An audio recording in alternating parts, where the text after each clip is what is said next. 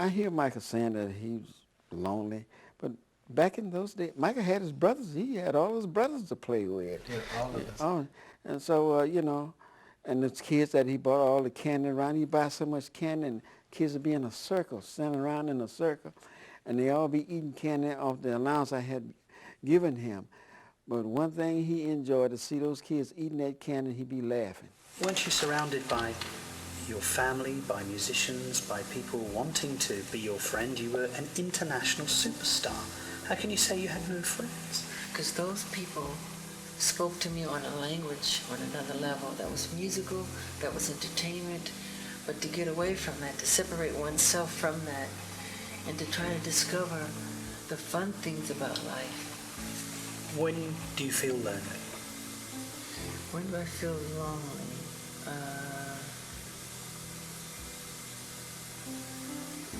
I mean, I can be, usually in hotels when there's thousands of friends chanting, you're out in the street, they're using sleeping bags and they're chanting how much they love you and everything, and you can't get out, you feel trapped inside, and you just cry, you feel lonely.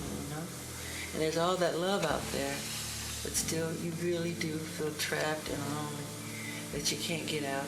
And if you go to a bookstore, if you go out, if you go to a club, which I don't like clubs, every book you buy, they want to know, why are you buying this? Why is Michael Jackson buying this? Why is he reading this?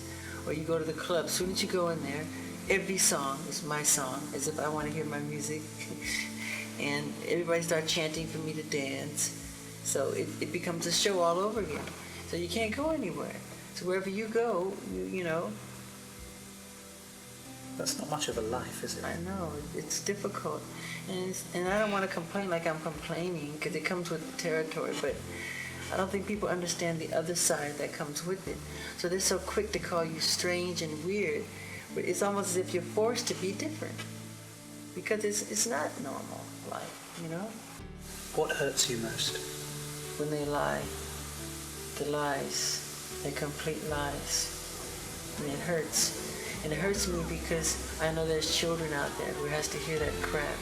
Why do people do that when all you have done is brought some of the most beautiful music,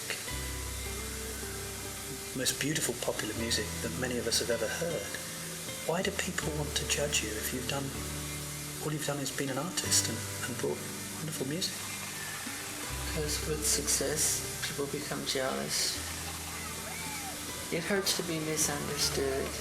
No matter how much you try to put people on track, there will still be some judgment, things said, that it's so far from the truth.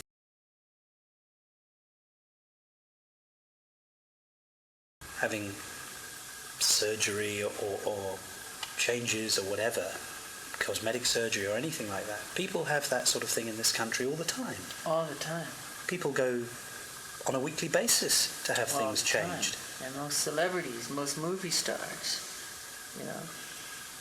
So why is it such an issue that you do that? But the fact that they said I had, like I'm overly obsessed with it, is not true. That's not, the things they've said that I've done are not true. I haven't had my eyes done. I haven't had my cheekbones done. I haven't had my lips done. I haven't had my chin done. That's a lie.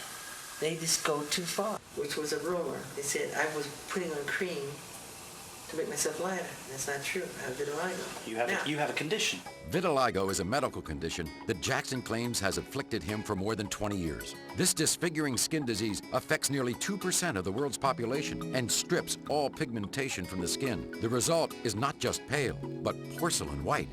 The beginnings of the vitiligo started happening relatively early. He even was trying to hide it from me. He tried to hide it for quite a while. He'd always try to cover with makeup and even out his skin tone and everything until it just got so extensive. It's all over his body. We were always trying to hide it and cover it for the longest time until he just had to tell Oprah and tell the world, listen, I'm not trying to be white. I have a skin disease.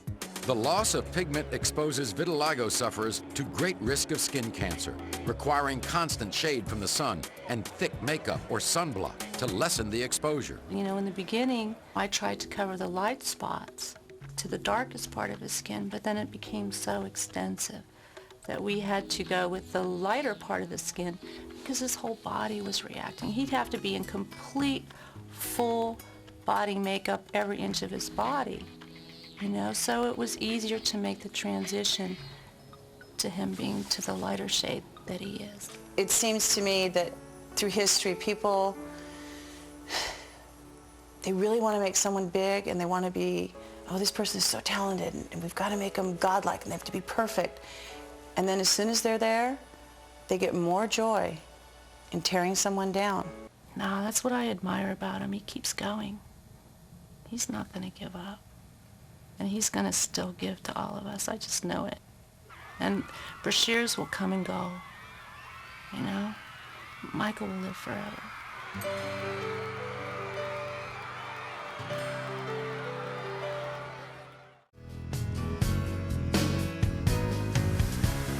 Do you sometimes despair of human nature? Yes. Yes, of course. I mean, can you ever do anything that's right? No. No.